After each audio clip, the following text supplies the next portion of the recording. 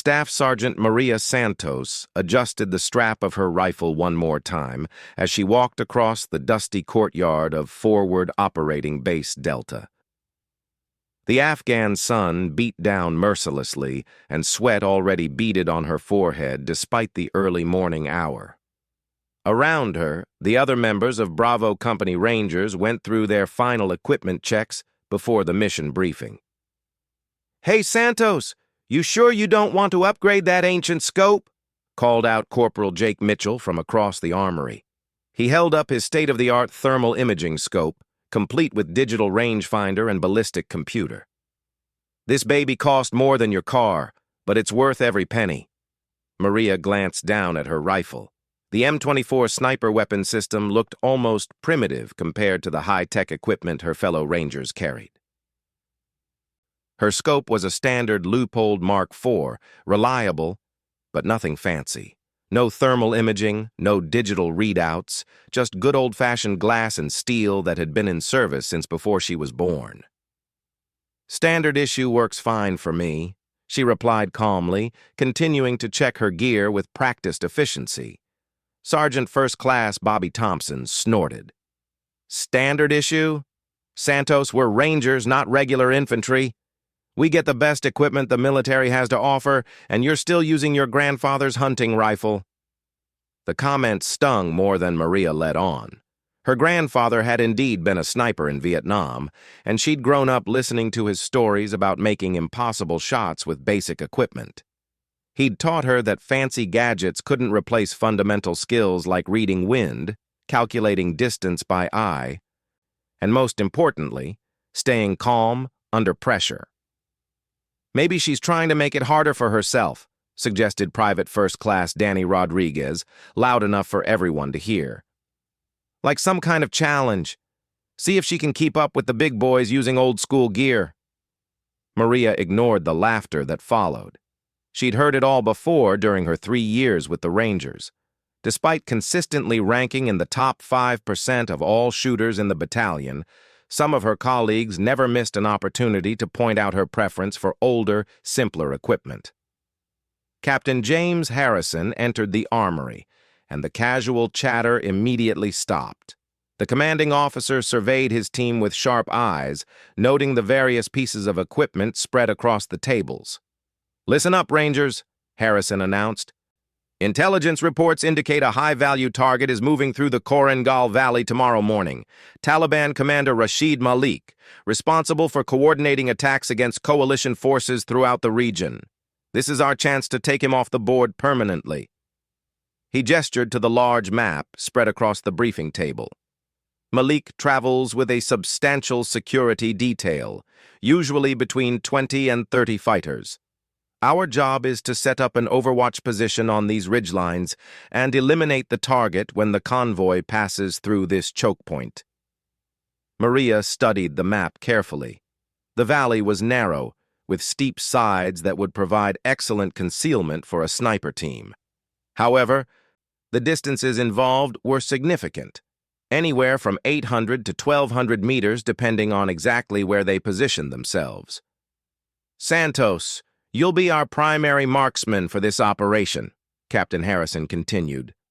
"Thompson, you'll spot for her.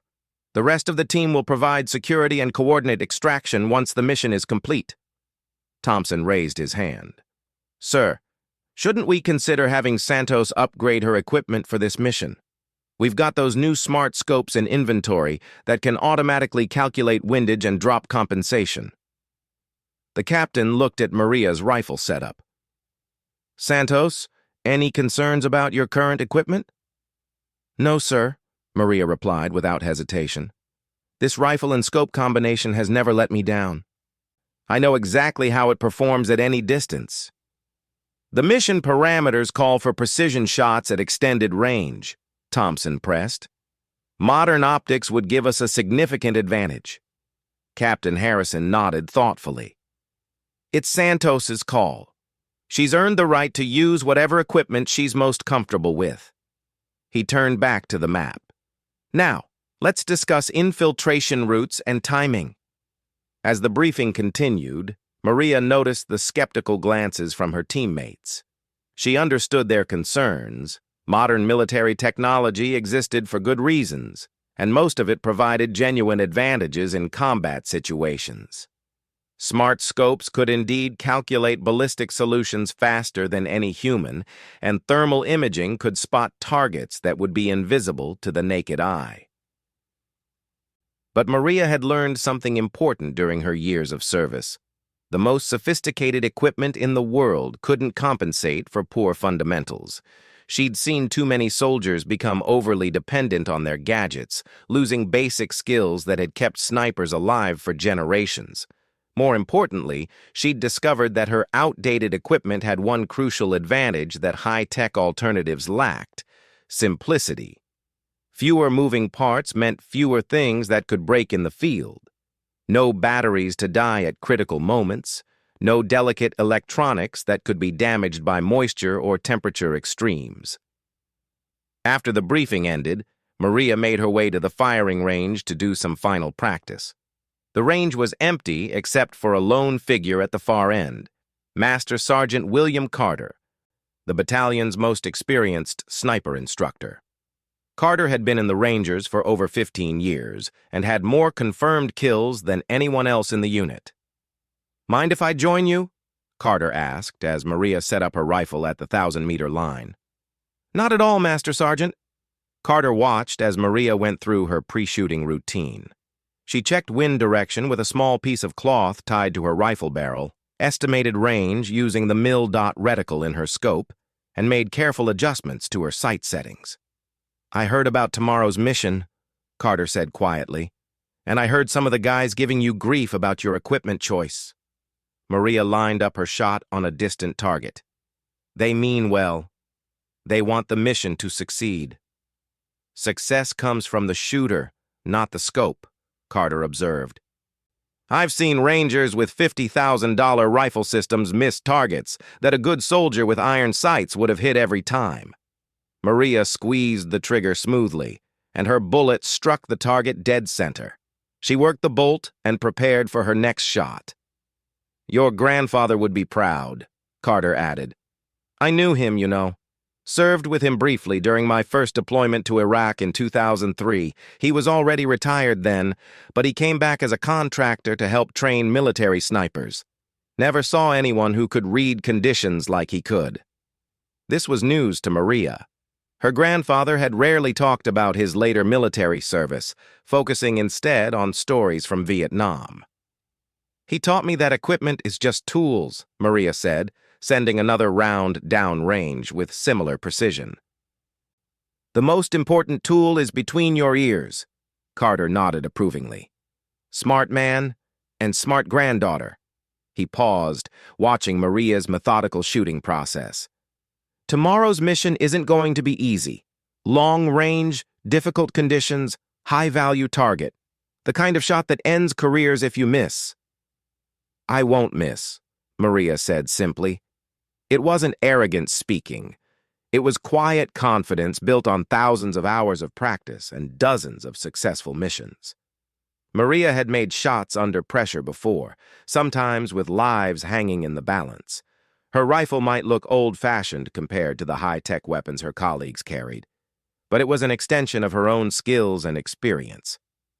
As the sun began to set over the Afghan mountains, Maria finished her practice session and carefully cleaned her rifle. Tomorrow would bring new challenges, but she felt ready for whatever the mission might demand. Her teammates might question her equipment choices, but she knew that when the moment of truth arrived, her fundamentals and training would matter more than any piece of technology.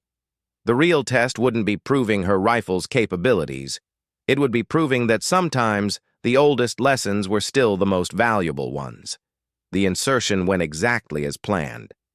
Under cover of darkness, the Ranger team had moved silently through the rocky terrain of the Korangal Valley, reaching their overwatch position 3 hours before dawn. Maria lay prone behind a large boulder, her rifle positioned to cover the valley floor below.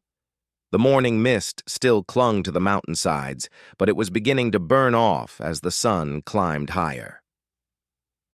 "Target area is 850 meters," whispered Sergeant First Class Thompson through his spotting scope. Despite his earlier skepticism about Maria's equipment, he was providing professional support as her spotter.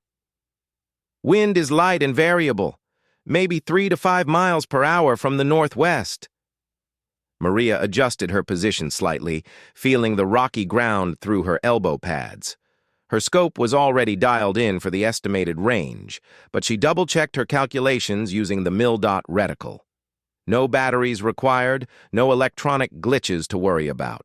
Just mathematics and physics that had worked the same way for over a century. Radio traffic indicates the convoy is still on schedule, reported Corporal Mitchell from his position with the communications equipment. His thermal scope sat beside him, powered down to conserve battery life until it was needed. The waiting was always the hardest part of any sniper mission. Maria had learned to use the time productively, continuously monitoring wind conditions and rehearsing her shot sequence. She watched small pieces of vegetation move in the breeze, noting how the wind patterns changed at different elevations. Her grandfather had taught her this technique during hunting trips when she was still a teenager. At 08:47 hours, movement appeared at the far end of the valley. Through her binoculars, Thompson spotted the lead elements of the Taliban convoy: 2 pickup trucks with mounted machine guns, followed by several other vehicles. "Contact confirmed," Thompson whispered into his radio. "Multiple vehicles approaching from the north. Estimate 12 to 15 fighters visible so far." Maria settled into her shooting position, her breathing becoming slow and deliberate. She could see the vehicles now through her own scope, still distant but growing larger as they approached the ambush point. The lead truck bounced and swayed on the rough mountain road, making it difficult to identify individual targets. "Third vehicle from the front," Thompson reported quietly. "That should be our target vehicle based on intelligence reports." As the convoy drew closer, Maria could make out more details. The fighters were alert and well-armed, their weapons ready for action. These weren't amateur insurgents. They moved with the discipline of experienced fighters who knew they were traveling through dangerous territory. "Range is now 700 meters and closing," Thompson updated. "Wind has picked up slightly, maybe 7 miles per hour, still from the northwest." Maria made a small adjustment to her aim point. The mathematics of long-range shooting became more critical as distance increased. A small error in wind calculation could mean the difference between a clean hit and a complete miss. Her standard scope didn't have the sophisticated ballistic computers that some of her teammates relied on, but Maria had internalized these calculations through years of practice.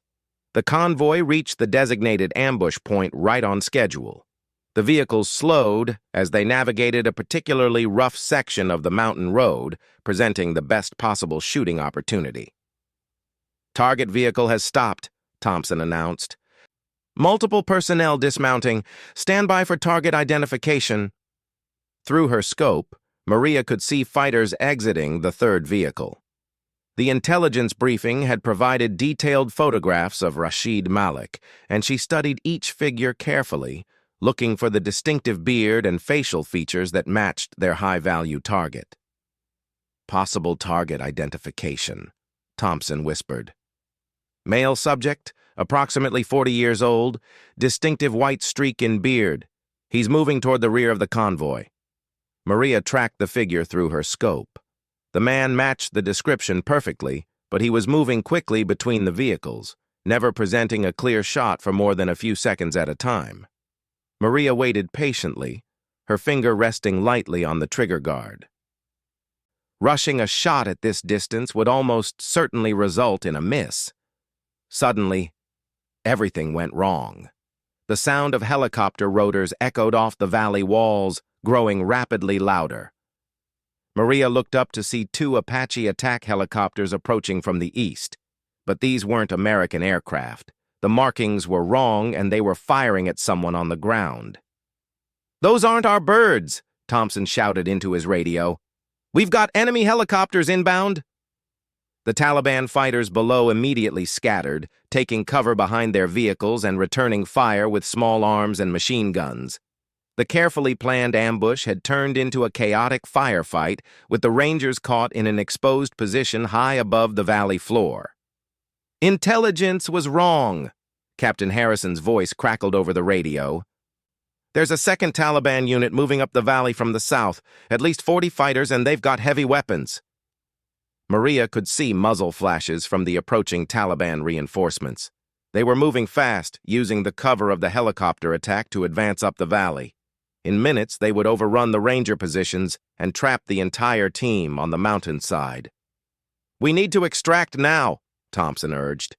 "The primary mission is blown." But Maria had spotted something that changed everything. Through her scope, she could see Rashid Malik directing his fighters from behind an armored vehicle. More importantly, she could see what he was holding: a handheld radio device that looked like a military-grade communications system. "Thompson, look at what the target is carrying," Maria said quietly.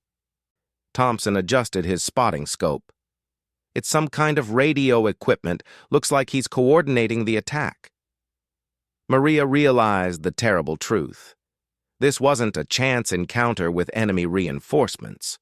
The entire ambush had been a trap, with Malik using himself as bait to lure American forces into a carefully prepared killing zone. The handheld device was probably a command transmitter, allowing him to coordinate multiple units simultaneously. "He's calling in more fighters," Maria announced over the radio. "This is just the beginning." Captain Harrison's voice came back immediately. "Can you take the shot?" Maria studied the target through her scope. Malik was partially concealed behind his vehicle, but she had a clear view of his upper torso. The range was approximately 900 meters, a challenging shot under the best circumstances, nearly impossible with enemy fire incoming and helicopters overhead. "Negative on the clean shot," Thompson reported. "Target is mostly behind cover, and the wind conditions are deteriorating rapidly." The helicopter rotors were creating unpredictable air currents throughout the valley, making precise wind calculation extremely difficult. Any of the electronic scopes with ballistic computers would be struggling to provide accurate solutions under these conditions. But Maria's grandfather had taught her to shoot in all kinds of weather, including the chaotic conditions created by helicopter downwash. She'd learned to read wind patterns that couldn't be measured by instruments, to feel the subtle changes that affected bullet flight at long range. "I can make the shot," Maria said calmly. Thompson looked at her in disbelief. "Santos, the conditions are impossible. Even with the best equipment, this would be a miracle shot." Maria ignored him, focusing entirely on her target. She watched Malik move between vehicles, timing his movements and looking for patterns. He was disciplined, but not perfect. Every 30 seconds, he exposed himself for approximately 3 seconds while moving to a new position. The sound of incoming fire grew louder as the Taliban reinforcements advanced up the mountainside. Time was running out for the entire team. If they didn't extract within the next few minutes, they would be overwhelmed by superior numbers. "Multiple casualties reported from 2nd Squad," came another radio transmission. "We need immediate support or extraction." Maria made her decision.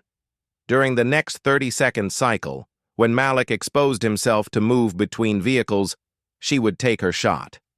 The wind was swirling unpredictably, the range was extreme, and enemy fire was getting closer every minute.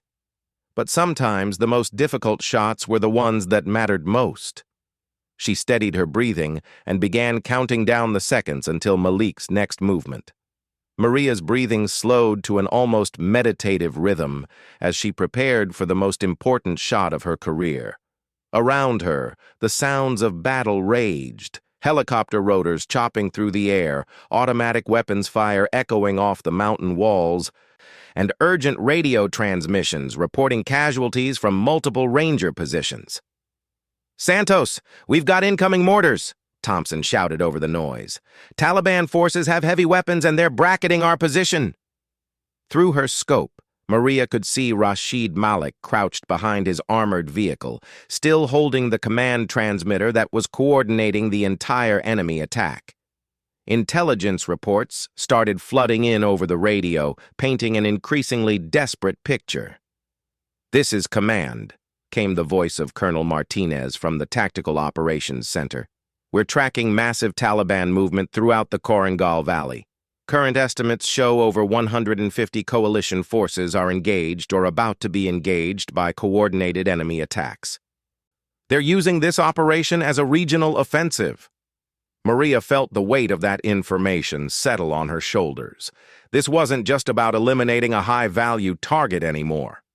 Malik's coordination was allowing Taliban forces to launch simultaneous attacks across multiple locations, threatening the lives of dozens of American soldiers and their Afghan allies. If we can't stop their command and control, this becomes a full-scale disaster, Captain Harrison's voice crackled through the radio static. "Every unit in the valley is reporting contact with organized, well-coordinated enemy forces." Thompson adjusted his spotting scope, trying to get a better read on the wind conditions. "I'm seeing 8 to 12-mile-per-hour winds, shifting directions every few seconds because of the helicopter downwash. This is impossible to calculate accurately." The high-tech scopes that Maria's colleagues preferred would indeed be struggling in these conditions. Their ballistic computers relied on consistent environmental data to calculate firing solutions, but the chaotic air currents created by multiple helicopters made precise measurements impossible. Maria's simple optical scope, however, wasn't trying to make those calculations automatically. Instead, she relied on techniques her grandfather had taught her during countless hunting trips in the mountains of Colorado. She watched dust patterns on the valley floor, observed how small pieces of debris moved in the shifting air currents, and felt the subtle pressure changes that indicated wind direction. "Target is moving to position 3, Thompson reported. "You'll have approximately 4 seconds of exposure in 15 seconds. Maria made a final adjustment to her scope, not for windage or elevation, but simply to ensure the clearest possible sight picture. Her rifle's simple construction meant there were no electronic components to fail under stress, no batteries to die at the crucial moment, no complex systems that might be affected by the electromagnetic interference from the helicopter's electronic warfare systems. 10 seconds, Thompson announced. Maria pressed her cheek firmly against the rifle stock, establishing consistent eye relief with her scope. Her grandfather had taught her that the fundamentals never changed, regardless of external conditions. Proper body position, natural point of aim, sight alignment, and trigger control remained the same, whether shooting at a paper target on a calm morning or at an enemy commander during a firefight. 5 seconds. Maria's finger moved from the trigger guard to the trigger itself, feeling the familiar weight of pull that she'd practiced thousands of times. Her breathing reached the natural respiratory pause, that brief moment between exhale and inhale when the body was most stable. Malik appeared from behind the vehicle exactly as Thompson had predicted, moving quickly but not randomly. He was a professional soldier himself, and his movements followed a pattern that Maria had identified during her observation. For approximately 4 seconds, he would be exposed from the chest up as he moved to a new position. "Target exposed," Thompson whispered. Maria didn't hear him. Her entire world had narrowed to the small circle of her scope's field of view, where Rashid Malik's figure appeared with crystal clarity. The crosshairs settled on the center of his chest, accounting for the bullet's trajectory over 900 meters and the estimated wind effect. In that moment, all the sophisticated equipment in the world couldn't have helped her. The shot required something that no amount of technology could provide. The instinctive understanding that came from years of practice with basic equipment, the ability to read conditions that couldn't be measured by instruments, and the confidence that came from knowing her rifle's capabilities as well as her own. Maria squeezed the trigger straight back in one smooth motion, following through completely, before allowing herself to think about the result. The .308 caliber bullet left the muzzle at approximately 2,800 feet per second, beginning its arced trajectory toward the target.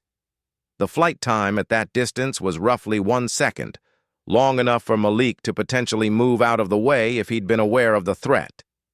Through her scope, Maria watched the bullet impact exactly where she'd aimed. Malik dropped immediately, the command transmitter flying from his hands and smashing against the rocky ground. "Target down!" Thompson shouted into his radio. "Confirmed hit on primary target!" The effect was immediate and dramatic. Without Malik's coordination, the Taliban attacks throughout the valley began to lose their synchronization. Radio intercepts revealed confusion among enemy commanders who had been receiving their orders directly from the now silent command post. "Multiple enemy units are withdrawing," reported the Tactical Operations Center. "The coordinated attacks are falling apart without central command." Captain Harrison's voice came over the radio with obvious relief. "Outstanding shot, Santos. Intelligence estimates that Malik's death has disrupted planned attacks on at least 6 different coalition positions. You may have just saved over 100 lives." But Maria was already shifting her attention to the immediate tactical situation. The Taliban reinforcements were still advancing up the mountainside, and the Ranger team needed to extract from their compromised position. The successful elimination of their primary target didn't guarantee their own survival. "We need to move," she told Thompson, already beginning to pack her equipment. "Those reinforcements will be here in minutes." The extraction proved challenging, but ultimately successful. Without Malik's coordination, the Taliban forces couldn't maintain their tactical advantage, and the Ranger team was able to withdraw under covering fire from attack helicopters that had arrived to support the operation. Later, during the mission debrief, the full scope of what had been prevented became clear. Intelligence analysis revealed that Malik had been planning a coordinated offensive involving over 300 Taliban fighters across the entire Korengal Valley region. Without his command and control, the attacks had devolved into isolated, uncoordinated engagements that coalition forces were able to handle with standard tactics.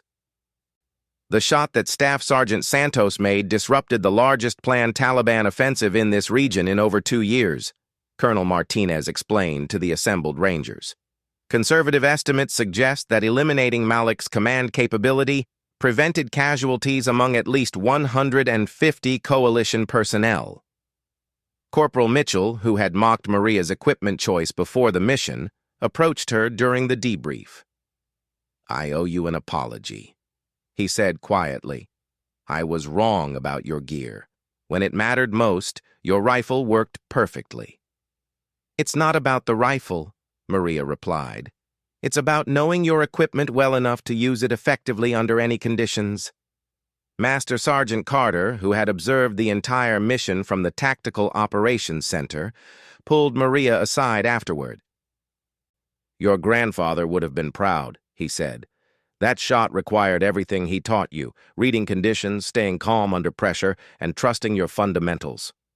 Maria nodded, thinking about the lessons she'd learned growing up. Her grandfather had always insisted that the most important equipment a soldier could carry was between her ears. Technology could enhance capabilities, but it couldn't replace good judgment, proper training, and the confidence that came from truly understanding your tools. In the weeks that followed, word of Maria's shot spread throughout the military community. The story became a case study in military schools, not just for the technical aspects of long-range shooting, but for the importance of maintaining fundamental skills even in an age of advanced technology. Some soldiers took the lesson to heart and began spending more time on basic marksmanship training. Others continued to rely primarily on their sophisticated equipment, trusting that technology would solve most problems they encountered in the field. Maria continued to use her standard-issue gear, though she noticed that her colleagues had stopped mocking her equipment choices. More importantly, younger soldiers began asking her for advice on fundamental shooting techniques, wanting to learn the skills that had made the difference when everything else failed. The military issued her a commendation for exceptional marksmanship under combat conditions, but Maria valued something else more highly. In the citation, her commanding officers had noted that her shot had demonstrated the enduring importance of basic military skills and the value of soldiers who mastered their equipment completely, regardless of how simple that equipment might appear to others. It was the kind of recognition that her grandfather would have understood and appreciated, acknowledgement that sometimes the oldest lessons were still the most important ones.